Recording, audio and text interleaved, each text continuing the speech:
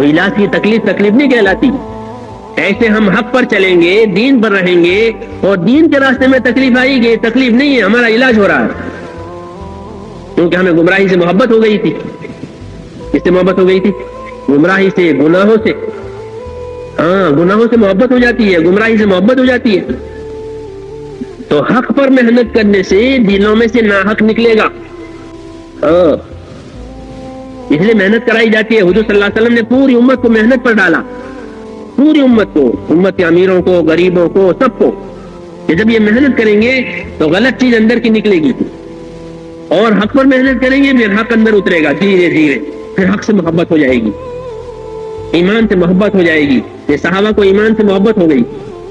ولیکن اللہ حبب الیکم الایمان, کہ اللہ نے تمہارے دلوں میں ایمان کی محبت پیدا کر دی. کہ ایمان پیارا ہے, دین پیارا ہے, کہ دین پر جئیں گے, دین پر مریں گے, دین پیارا ہے.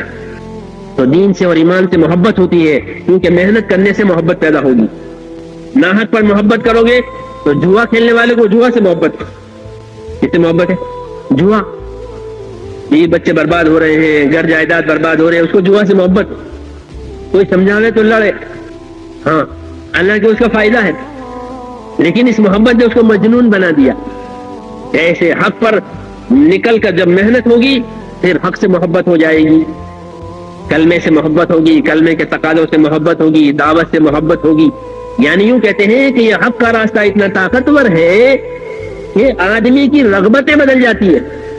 کیا بدل جاتا ہے؟ رغبت بدل گئی, شوق بدل گئے. جوانوں کو پہننے اوڑھنے کا شوق ہوتا ہے. کس کا شوق ہوتا ہے؟ اچھا پہننا ہو, اچھا کھانا ہو, یہ ہوتا ہے نا شوق. اور جب حق پر محنت کرنے والے بنتے ہیں کہ یہ شوق ختم. جیسے مصعب بن عمیر جوان ہے اور مالداروں کا بیٹا ہے, اچھا کھانا, اچھے کپڑے, اچھے جوتے, اچھا پوشاک, سب اچھا, اور لایا ایمان, بدل گئی لائن. تو ماں باپ نے سارے کپڑے چھین لیے, نہیں پہننے دیں گے. جوتے تھے باہر سے آتے تھے فورن سے, وہ بھی لے لیے. خوشبو لگاتے تھے, وہ بھی نہیں, اور کچھ نہیں ہے. ایک چادر رہ گئی, ٹھیک ہے کہ چادر ہے, کہ چادر میں رہوں گا, اور حضور صلی اللہ علیہ وسلم کے ساتھ رہتے تھے. اب محبت کس کی ہے؟ ایمان کی اور دین کی, اللہ کی, رسول کی, دعوت کی, تبلیغ کی.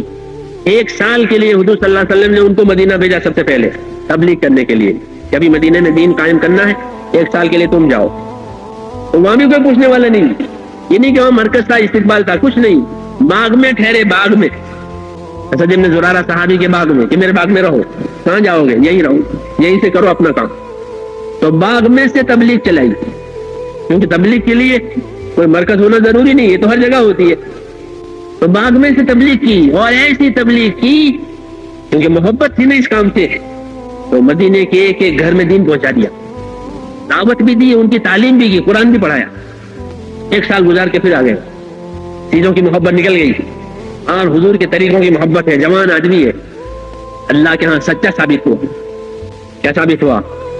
ہاں, ان کی زندگی کو دیکھ کر صحابہ کو رشک آتا تھا کہ دنیا کا کوئی چھینٹا اس پر نہیں پڑا. نہ اچھا کھانا کھایا, نہ اچھے کپڑے پہنے, کوئی چھینٹا کہا دنیا کا اس پر نہیں پڑا, اور اپنا دین بنا کے نکل گیا آنند آنند. 3 ہجری میں مدینے, حضور کے مدینے جانے کے 3 سال میں وہ شہید ہو گئے, اور کفن بھی نہیں تھا. سچے ثابت ہوئے. کیوں؟ کہ اب ایمان سے محبت ہو گئی. سمجھے بھائی؟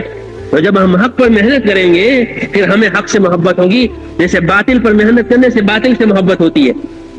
بڑا راستہ ہے یہ, علاج ہو جاتا ہے. علاج میں نے کہا رغبت بدل جاتی ہے, آدمی کا شوق بدل جاتا ہے. کھانا پسند ہے, اس راستے میں کھلانا پسند کریں گے لوگ. آپ دیکھ رہے ہو, کھلانا شوق ہوتا ہے کہ میں کھلاؤں, میں کھلاؤں, میرے گھر لوگ آئے, میرے گھر دعوت والے آئے, میرے گھر تبلیغ والے آئے. یہ رغبتیں بدل گئی. دیکھ رہے ہیں نا آثار اس کے, کہ میں خدمت کروں گا, میں کھلاؤں گا, میں ان کو چائے پلاؤں گا, میں پہنچاؤں گا.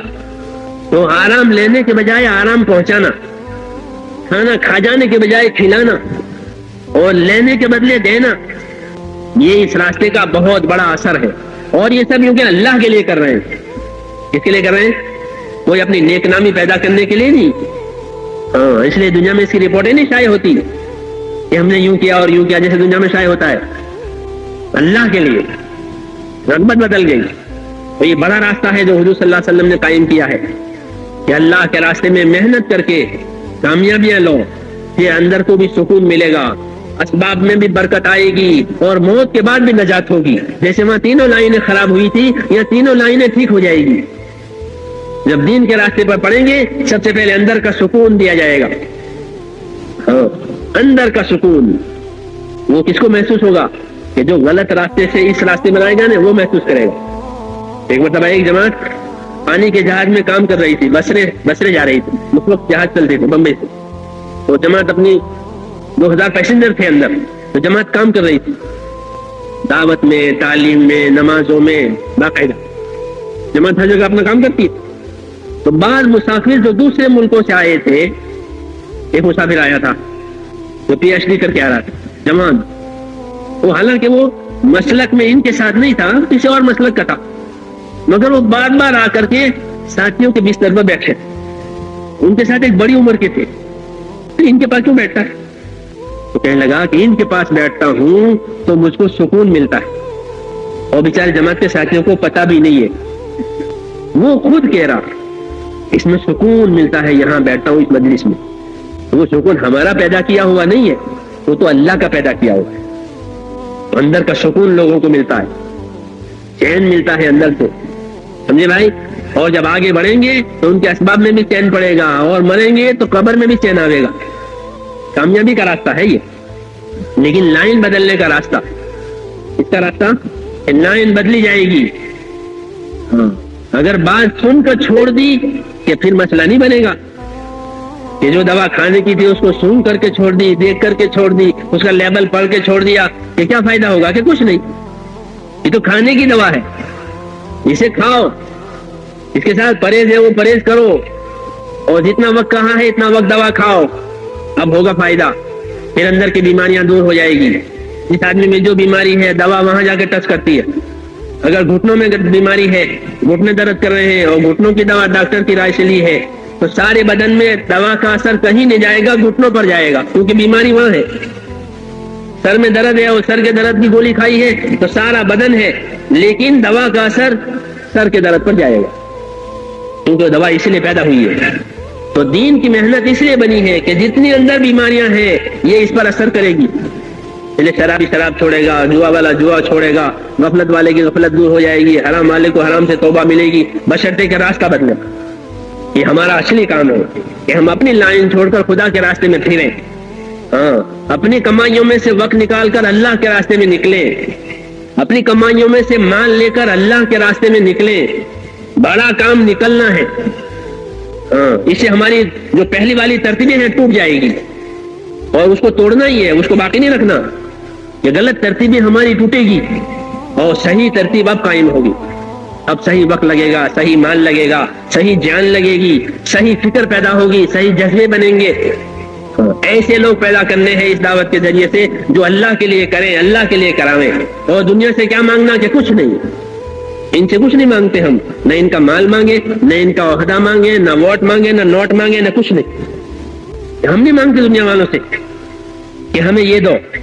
ہاں، ہمارے پاس ایک چیز ہے، یہ لو، اپنی کمائیوں میں سے وقت لگاؤ اس کام پر جو حضور صلی اللہ علیہ وسلم نے ہمیں دیا ہے. یہ کہیں گے اپنے بھائیوں سے ہر محلے میں، ہر گھر پر جا کر، کہنا نہیں کہنا. ہاں، جو اپنے لیے پسند کریں گے وہ اپنے بھائیوں کے لیے پسند کریں گے. اس لیے اس کی محنت تو کرنی ہے. جب اس کی محنت کریں گے تو سب سے پہلے یہ محنت ہمارے اندر اثر کرے گی. ہاں، کہ جو پھرے گا وہ پائے گا. یہ قاعدہ ہے کہ جو محنت کر کے لیے پھرے گا اللہ اس محنت کو نور بنا کر اس کے اندر اتاریں گے. اس لیے اس کو توبہ ملے گی، اس کی زندگی سنور جائے گی. اور پھر ایسے سنورے ہوئے سدھرے ہوئے پھریں گے تو ماحول کو بھی انشاءاللہ ان کے ہاتھوں سے اللہ سدھاریں گے. ہاں، ہمارا کام ہے. اس میں کوئی رکاوٹ آ رہی ہے، اس میں کوئی تکلیف آ رہی ہے، اس کو برداشت کر لو. یہ علاج کی تکلیف ہے، ہلاک ہونے کی تکلیف نہیں ہے. یہ نقصان علاج کا ہو رہا ہے، ہلاک ہونے کا نہیں ہے. اس لیے اس نقصان کو برداشت کریں گے تو قوت آئے گی. اس میں ہمارے کام میں قربانیوں سے اللہ دین زندہ کرتے ہیں، محنتوں سے اللہ دین زندہ کرتے ہیں. اس لیے اس محنت پر اپنے آپ کو ڈالنا، مصیبتوں سے نہیں گھبرانا.